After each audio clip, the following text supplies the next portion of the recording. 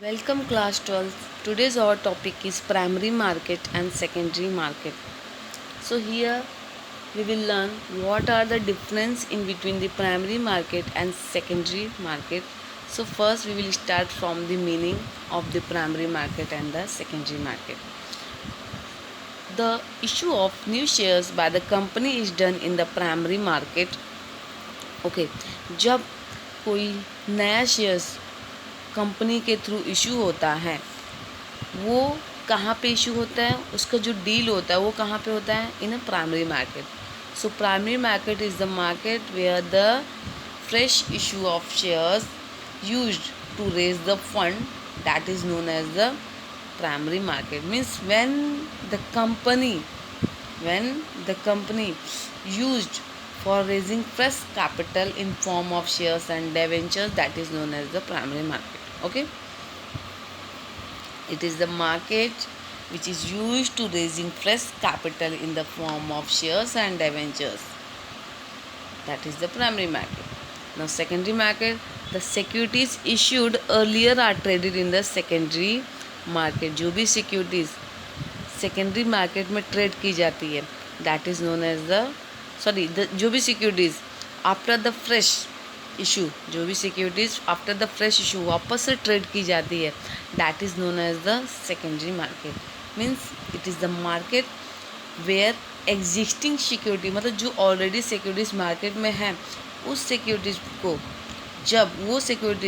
जब again resold होती है या फिर ट्रेड की जाती है जिस मार्केट में, that is known as the secondary market. Okay, so यहाँ पे जो भी securities where the existing securities are resold and traded, that market is known as the secondary market. Understood. ये कौन सा मार्केट है? It is a market where the existing security, मतलब जो सिक्योरिटीज़ ऑलरेडी है, the existing securities are resold, जो again sold होती है, एंड आर ट्रेडेड, जो अगेन सोल्ड होती है और ट्रेड की जाती है. सो उस मार्केट को क्या बोलेंगे? Secondary market. Now second point, mode of investment. Now see that investment in the securities are acquired directly from the company. Okay, ये जो सिक्योरिटीज है ये डायरेक्टली कहाँ से, जो भी इन्वेस्टर्स हैं इस सिक्योरिटीज़ को कहाँ से परचेज कर सकते हैं? Only directly by the company. सिर्फ कंपनी के द्वारा उनको सिक्योरिटीज़ मिल सकती है.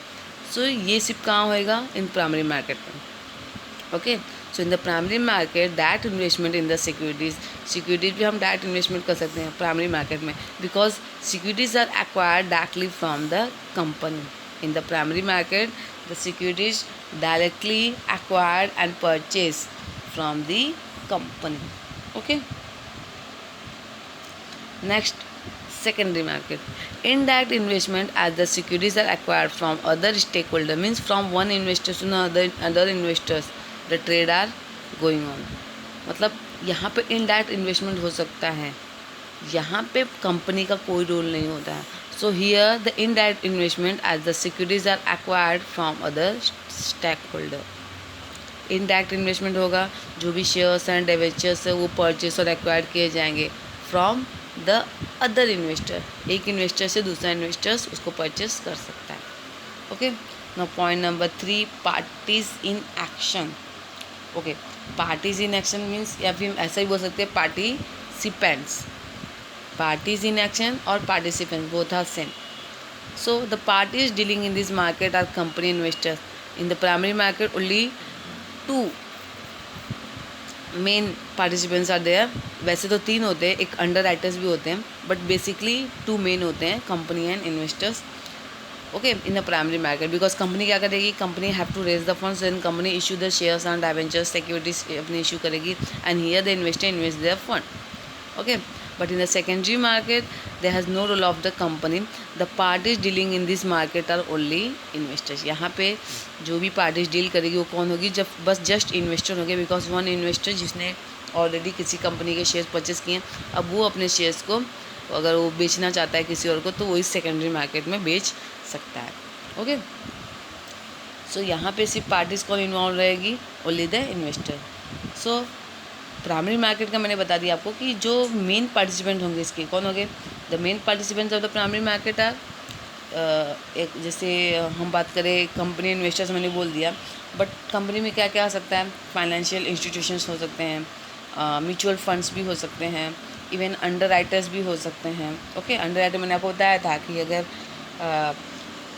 90% सब्सक्रिप्शन नहीं आता है तो अंडर राइटर्स की गारंटी होती है, वो क्या करते हैं 90% सब्सक्रिप्शन देते हैं और फिर जो भी शेयर्स होते हैं उसको उनके अंडर राइटर में आ जाते हैं, सिक्योरिटीज जो भी होती हैं। सो यहाँ पे अंडर राइटर्स भी हो गए पार्टिसिपेंट्स। इंडिविजुअल इन्वेस्टर्स मतलब किसी बंदे ने अपने किसी कंपनी में उसने क्या किया है, शेयर्स परचेस किए हैं, इन्वेस्ट किया है, तो उस कंपनी के शेयर्स अगर उसके पास है और वो उस शेयर्स को कहीं और किसी और को बेचना चाहता है तो वो कंपनी से क्या कर सकता है, वो अगर बेचना चाहता है तो सेकेंडरी मार्केट में जाके बेचेगा। बट बेसिकली यहाँ पे कंपनी इन्वॉल्व होती हैं, फाइनेंशियल इंस्टीट्यूशन इन्वॉल्व होते हैं, म्यूचुअल फंड्स, अंडर राइटर्स और इंडिविजुअल इन्वेस्टर्स, मतलब जो कंपनी से शेयर्स एंड डिबेंचर्स परचेस करना चाहते हैं। So these are the only participants in the primary market.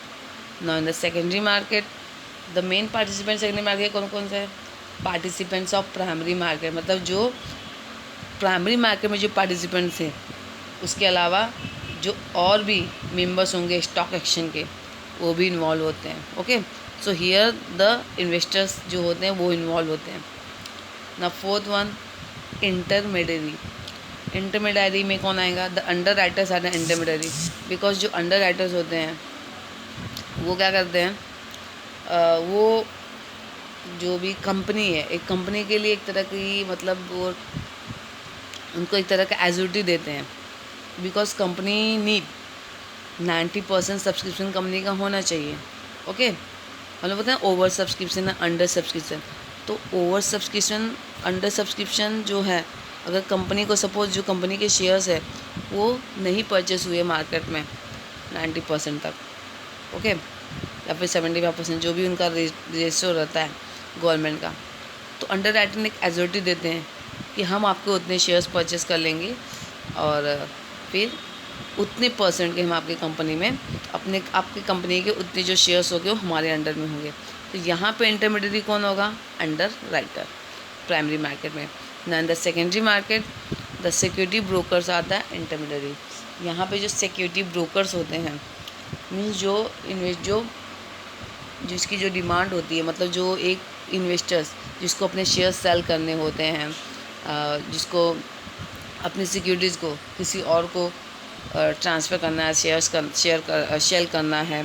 Okay, और जो बंदा है जिसको कंपनी के शेयर्स परचेस करने हैं, मतलब जिसको अपने फ़ंड को इन्वेस्ट करना है कहीं ना कहीं।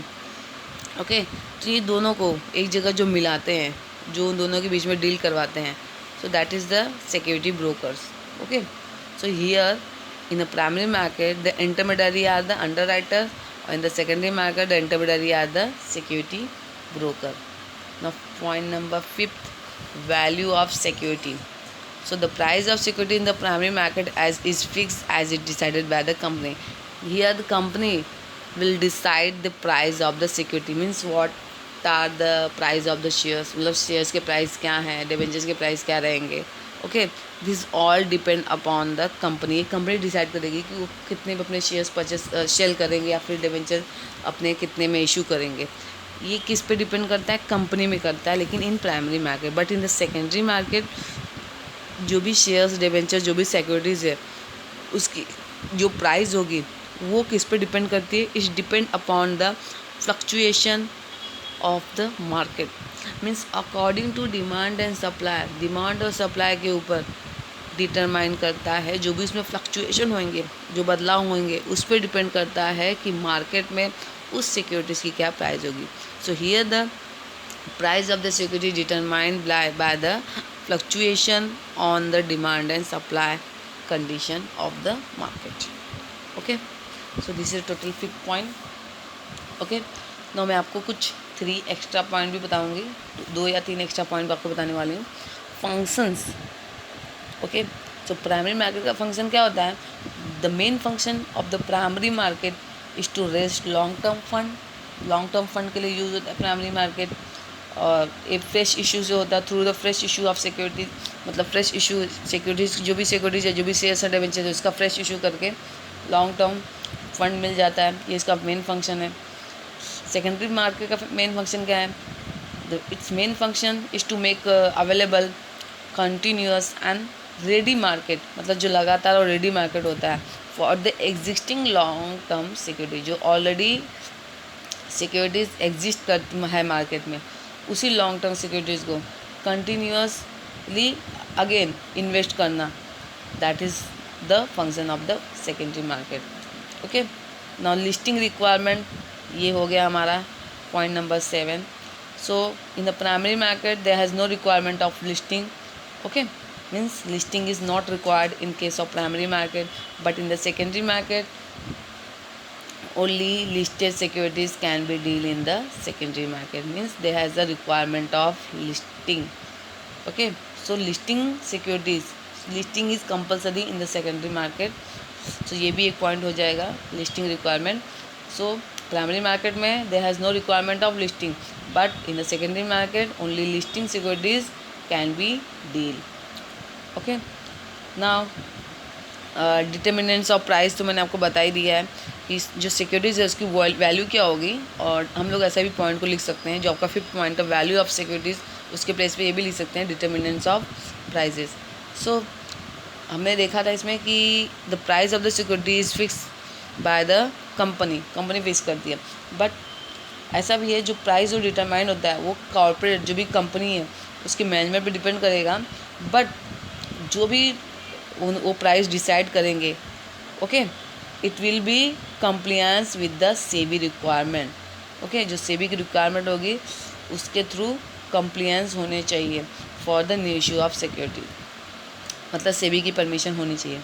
Now in the secondary market जो भी प्राइस है वो कुछ पे डिपेंड करते हैं, determine the fluctuation on the demand and supply, means the prices are determined by the forces of demand and supply in the market which are fluctuating in nature. Okay, so this is total, हमने कितने points पढ़े? 7 points आज हमने देखे हैं इन primary market and secondary market. आज के लिए इतना ही।